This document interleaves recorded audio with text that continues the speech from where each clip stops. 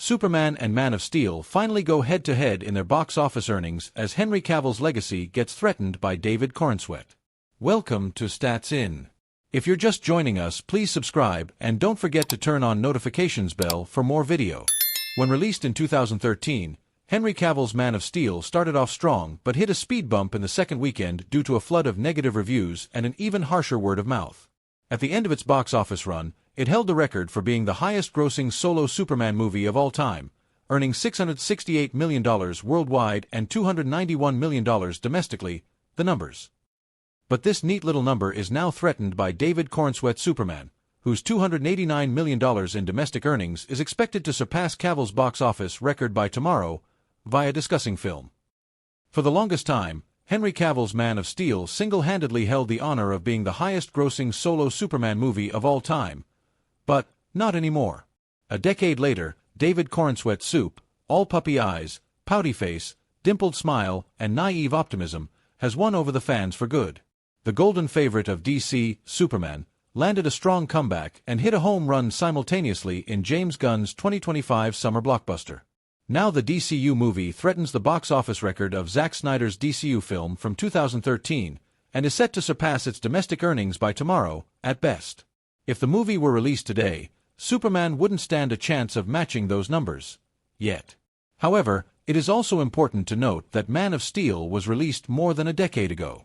So, when adjusted for inflation, assuming an average annual inflation rate of around 3.2%, for a more accurate comparison of the two DC films, Moses' $291 million would equate to $387 million domestic, and its $668 million would be equivalent to $920 million worldwide. In 2025, since Christopher Reeve took off with Superman, the movie in 1978, it has been one iteration after another of superhero movies and TV/animated series.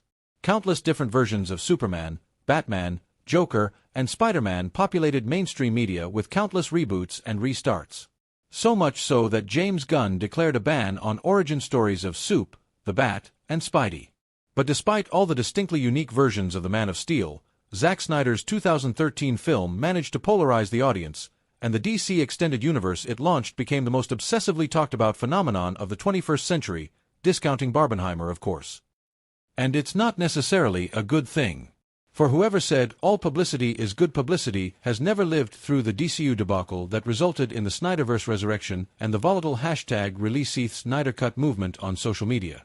In hindsight, the raging public storm seems silly and a completely unhealthy coping mechanism on the fandom's part after not being able to come to terms with Snyder's WB exit. If the movie were released today, Superman wouldn't stand a chance of matching those numbers. Yet. Which of the two films do you prefer best? Spill your thoughts and make your opinions heard in the comments below.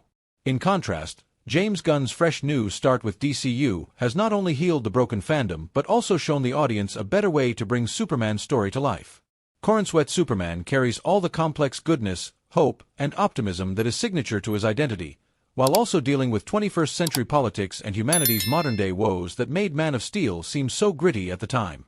Gunn includes every bit of Machiavellian machinations, a despicable and brilliant villain, masterfully choreographed action scenes, romantic interludes, and banger needle drops, all while evoking the freewheeling silliness of the Silver Age. Truth never hurt so bad, and justice never felt so good in this movie that easily overshadows the brooding, grim dark vision of Henry Cavill's Man of Steel.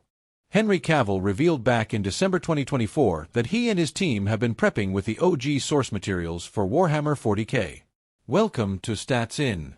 If you're just joining us, please subscribe and don't forget to turn on notifications bell for more video. Here's what the caption said. My incredible team and I, alongside the brilliant minds at Games Workshop, have been working away in concept rooms, breaking down approaches to the enormity and magnificence of the Warhammer world. Henry Cavill once left the production of Netflix's The Witcher series after portraying the role of Geralt of Rivia across 3 seasons in the iconic TV show. Cavill was also removed from James Gunn's DCU from the role of Clark Kent/Superman because Gunn didn't want people to confuse the DCU with Zack Snyder's DCU. Well, facing closed doors eventually led Henry Cavill to follow his passion as the actor became actively involved in the development of a Warhammer 40k series based on the video games of the same name. Back in December 2024, Henry Cavill posted a little photo on Instagram and gave some updates about the progress on his Warhammer series. Henry Cavill portrayed the role of Geralt of Rivia in Netflix's iconic show The Witcher, but left after 3 seasons when he and showrunner Lauren Schmidt-Hissrich had a creative difference. Together, we've been sifting through the plethora of incredible characters and poring over old tomes and texts. Our combined efforts have led us to a fantastic place to start our universe, which has been agreed upon by those up on high at both Amazon and Games Workshop. Of course, there weren't too many updates about the upcoming show since Cavill's tease. It seems that the actor is working away on perfecting the show as much as he can and trying to follow the source material down to the last line. Reports arose after Cavill's walkout from The Witcher that he became increasingly difficult to work with ever since the production started deviating from the source material, Andrzej Sapkowski's novels. Henry Cavill portrayed the role of Geralt of Rivia in Netflix's iconic show The Witcher, but left after 3 seasons when he and showrunner Lauren Schmidt-Hissrich had a creative difference. Aside from his video game adaptation, Henry Cavill is also attached to several other movies in prominent roles as well. The actor is all set to portray the lead role of an immortal Scotsman in the Highlander reboot. Rumors and speculations reported that Cavill was becoming less and less respectful to the team behind The Witcher since the writers had an alleged distaste for the OG novels written by the Polish author. As a result, Cavill had no choice but to leave The Witcher and continue his way.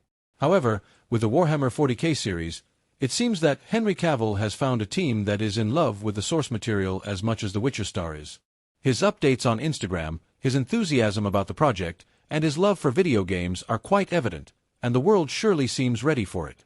However, that's not the only thing that Cavill is working on. Alongside the fantasy setting, Cavill will also be a part of Guy Ritchie's upcoming action thriller In the Grey. In an unusual role, Cavill is also attached to a rom-com project titled The Rosie Project. Aside from his video game adaptation, Henry Cavill is also attached to several other movies in prominent roles as well. The actor is all set to portray the lead role of an immortal Scotsman in the Highlander reboot. Cavill will also reprise his role of Sherlock Holmes in Millie Bobby Brown's allegedly upcoming movie, Enola Holmes 3. Although it hasn't been confirmed yet, talks of a threequel are well underway, and we are pretty sure that Netflix will eventually greenlight it.